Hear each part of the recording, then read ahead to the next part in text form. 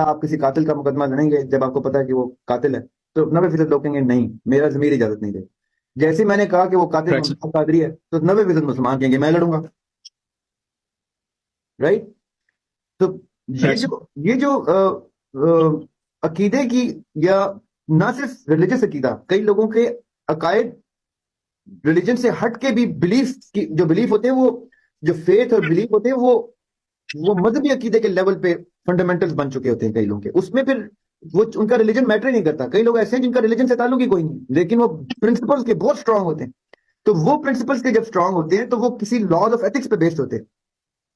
ان لوگوں کی جب مورالٹی ڈسکس ہوتی ہے تو ان کے لیے مورلز بہت ڈفرنٹ ڈیفینیشن رکھتے ہیں. تو ہم یہ نہیں کہہ سکتے کہ وہ مینیپولیٹ کر رہے ہیں یا وہ جان کے ایسا کچھ. ہم ان کے انٹینٹ کو، وہ رب جانتے ہیں ان کے انٹینٹ کیا، ان کے ایکشن بتاتے ہیں کہ ان کو نظر ہی وہ اس لینس سے آتا ہے.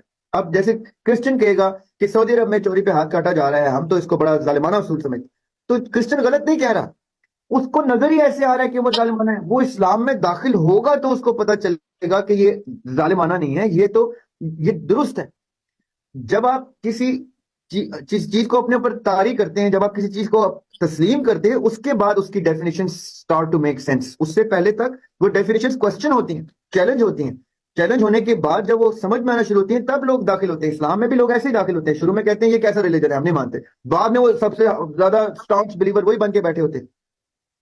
تو جب تک آپ کسی کی ڈیفینیشن کو اس کے نقطہ نظر سے نہیں دیکھیں گے، آپ اس کو غلط یا برا نہ کہیں. بہتر یہ ہے پہلے اس کو سمجھیں، اس کو اس کے نقطہ نظر سے دیکھیں کہ یہ ایسا کیا انسان ہے جو اس طرح سے دیکھ رہا ہے. When you start to see things from the other person's perspective, that is when you see what is lacking on his side to accept my belief and what is lacking on my side to accept his belief. وہ difference کہاں ہے؟ تو اس لیے روم ہمیشہ دینا دوسرے کو، چاہے آپ کو پتہ بھی ہو کہ وہ کوئی بے بنیاد بات پہ کھڑا ہے، آپ کو چاہے لگ بھی رہا ہو. آپ نے یہ کہنا نہیں، کوئی تضحیق کا، کوئی ڈیروگیٹری کامنٹ نہیں دینا اس کو. آپ نے کہنا okay I respect what you seeing.